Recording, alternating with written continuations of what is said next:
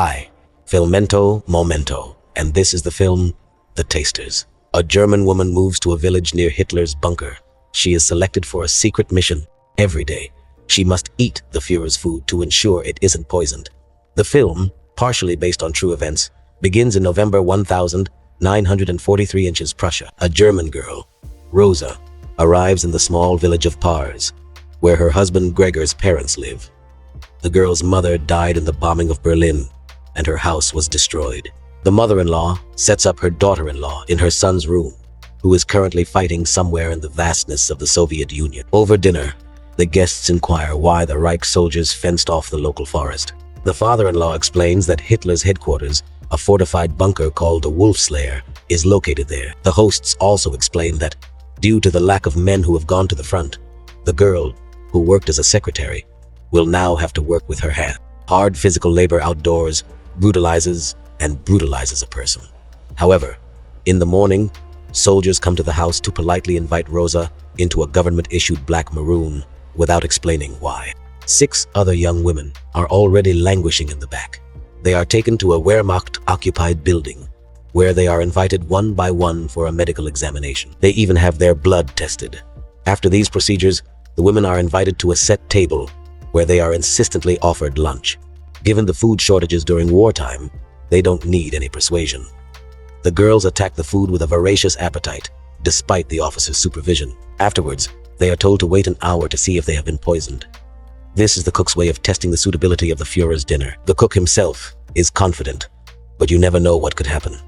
The women are stunned by such practicality. One even tries to induce vomiting with 2 fingers, but the officer stops her. The frightened guests wait for the fateful hour to pass. After confirming that the test subjects are all right, the cook calls the bunker to have Hitler's lunch served. The girls are sent home. Over dinner, Rosa tells her mother-in-law that she has been chosen to work as a taster for the Führer himself, with a salary of 200 marks. A simple matter. Eat well and pray that this time no one will try to poison the artist. The next day, the situation repeats itself. Struggling with the fear of death, the chosen ladies diligently eat everything. During the break between lunch and dinner, the women rest in the courtyard. There, Rosa meets Lenny, a young woman who tells her about the others. They grew up in the same village and even know her husband. Everyone, that is, except Alfred, who also came from somewhere. Rosa promises to give one of her capital dresses to her new friend, which delights the village girl beyond words. December 1943 arrives. Accustomed to daily meals and no longer afraid of poison, the tasters even converse with Hitler's personal chef during inspections. He explains why the Führer became a vegetarian. After visiting a slaughterhouse, he was overly impressed by what was happening there, including the pools of blood. Rosa receives a letter from her husband. He writes that he will be returning for Christmas leave. Rosa eagerly awaits his visit. Overjoyed, she even fulfills her laziness promise and gives her one of her dresses. Rosa shares her joy with her colleagues in the culinary business, but they remind her that her husband still has to wait. She decorates the Christmas tree, and in the morning, she hears a noise outside. Running out into the snowy courtyard, she sees 2 soldiers. They have brought a letter stating that Gregor has gone missing on the Eastern Front. This news depresses Rosa, who doesn't want to get out of bed. But the Wehrmacht soldiers couldn't care less about her worries from the Brandenburg Gate. They drag Rosa out of bed and to work to get food, in the name of the Führer's safety. Upon arrival, the girl starts a fight with one of her colleagues when she reminds her that she warned her about the possibility of a sudden widow. The soldiers drag the girls apart, not forgetting to give them a stern scolding, after which they return to the table to do their regular duties. But even there, Rosa breaks the rules, grabbing someone else's portion, which is forbidden. If you mix all the dishes and poison yourself, it'll be more difficult to determine what exactly the poison contains. After lunch, she locks herself in the restroom to cry. Of all her colleagues, only Elfriede comes to support her. May 1944 arrives. The Führer has temporarily left the wolf's den, causing the food tasters to have a hard time on the weekends. Rosa, out of old habit, writes letters to her missing husband, and thus pouring out her feelings. Returning to work, the women meet Lieutenant Albert Ziegler, who has been appointed head of the facility. When Ziegler sends them home early because dinner is cancelled, Rosa and several colleagues go to visit one of them, Heike. She owns a store where a young man named Ernst too young to be drafted into the army, also worked. During another break, Rosa, on her way to the bathroom, hears music coming from Ziegler's office. She approaches to listen, which is why the officer catches her. The woman confesses that before the war, she sang in a choir in the capital before moving here to her homeland to be with her husband, who was lost at the front.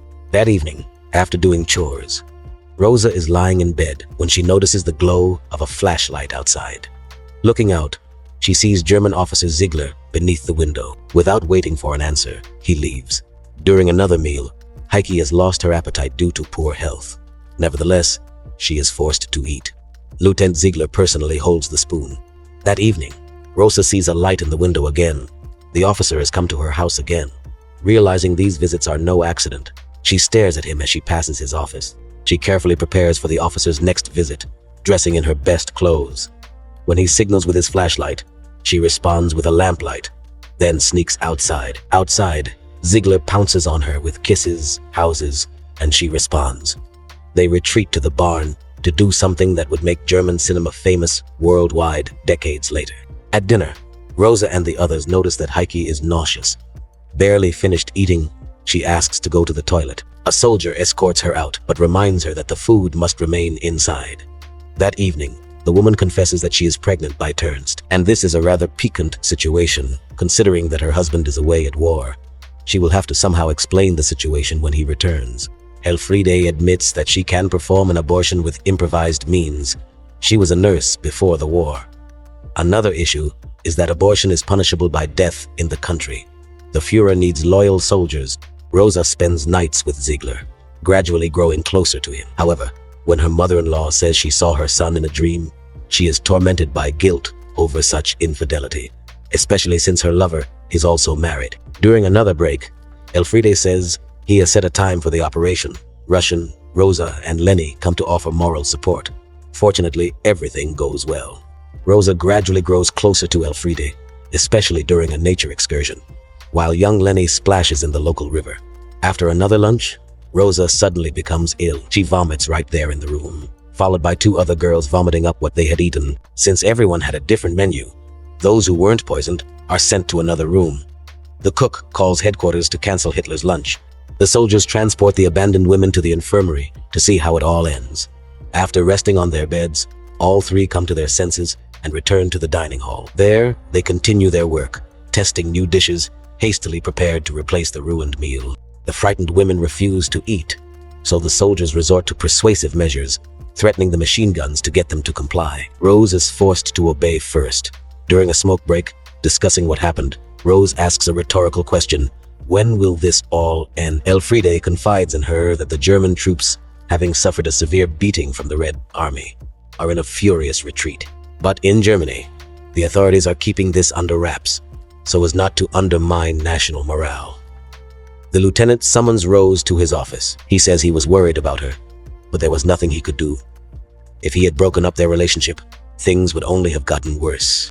Although this explanation doesn't comfort the girl much, she meets him that night anyway. Ziegler tells her that the poisoning wasn't caused by poison, but by tainted honey that got into the dessert. It's July 1944. In their free time, Rosa and Alfred enjoy swimming in the river and having heartfelt conversations after. Meanwhile, his secret affair with Ziegler reveals the officer's terrible secret. One day, he wakes from a nightmare. He dreamed that he was working in a concentration camp again and was forced to shoot his mistress. Rosa suddenly realizes that Ziegler had done very terrible things, killing prisoners, including women and children. This realization fills her with disgust towards the lieutenant. On the 20th, during a break, the women hear an explosion in the forest. Black smoke rises from the wolf den. Believing it to be a surprise bombing, the soldiers order them to hide in a building and then send them to Osvojaci. Arriving home, Rosa learns from her father-in-law that Hitler is dead, killed in an explosion, meaning she no longer has to risk poisoning herself with his dinner. However, that night, she hears the radio. Having survived an assassination attempt during Operation Valkyrie, the Führer addressed the nation to quell misguided speculation. Following the assassination attempt, security regulations were dramatically tightened. The tasters are no longer allowed to go home. They are housed in the same building where the dinners are held. After placing the women in bunk beds, Ziegler, frustrated, goes out for a smoke, realizing that he can't just drag Rose out on a date anymore. During the day, an officer summons her, but she says it's over between them. So Sora infuriates Ziegler. He even threatens the girl, but not for long. If anything happens to her, she'll have to explain herself at length. In the autumn of 44, two things happen: November and the Red Army. The atmosphere in the establishment is oppressive. The scale of the impending tragedy bodes ill for the Nazis. Policies: they systematically prepare to burn all documents. Defeatism pervades the tasters, ranks too. Later that night, Rosie can't sleep. She goes into the hallway where Elfriede is smoking. Her friend confides that, besides the illegal abortion, she has another guilty pleasure. In fact, she's Edna, a Jewish woman who narrowly escaped deportation to a concentration camp. With the end inexorably approaching, Hitler makes a wolf's den of his own. The tasters are dismissed as unnecessary and allowed to go home.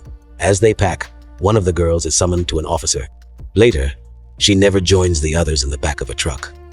At home, her mother-in-law, having saved the money her daughter-in-law earned, advises her to head inland. She and her husband will wait for their son's return. He remains missing. However, leaving is problematic. The Wehrmacht has reserved all the trains for its own use, and there are no other options. Dinner is interrupted by the appearance of a German patrol. The soldiers are looking for Elfriede to arrest her for an illegal abortion. One of her friends has finally let it slip. After inspecting the house, yard, and outbuildings and finding nothing, the Nazis, like the Führer's hopes for victory, disappear without a trace into the night. During the day, Rosa returns to the building, where the soldiers are actively burning all documentation. The less evidence, the shorter the sentence. The girl asks Lieutenant Ziegler for help in arranging her a place on a train to Berlin. Men, he asks in return where her Jewish friend is. Her real name has been revealed. He also knows that she knew about the abortion, but has covered her up. The officer arranges a date with the girl. That night, Rosa leaves the house and runs toward a light in the barn. Ziegler is waiting there. He tells her to report to the station in the morning, introducing herself as a volunteer. He'll put in a good word for her. When he leaves, the girl calls Elfriede from the gardening supplies. Likewise, like in a meme with Ganz Landa, Rosa is harboring enemies of the Reich. She suggests to her friend that they leave together in the morning. At dawn, the father-in-law drives the girls to the Telegina station. Rosa brazenly tells the officer at the assignment that they are volunteers, arranged by Ziegler.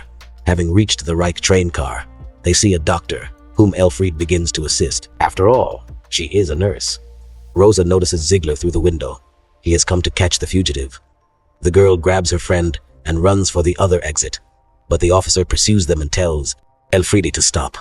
Rosa shields her friend with her body, but when she tries to escape, the lieutenant kills her with a well-aimed shot. Rosa bends over Elfriede's corpse, mourning her friend. Ziegler tears her away from the corpse to throw her into a carriage of the train leaving for the capital at the last moment. To the rhythmic clatter of the wheels, Rosa looks at her friend's blood-stained hands. The film ends with a brief historical account of Margot Woke, Rosa's prototype, the only survivor of Adolf Hitler's 14 food tasters.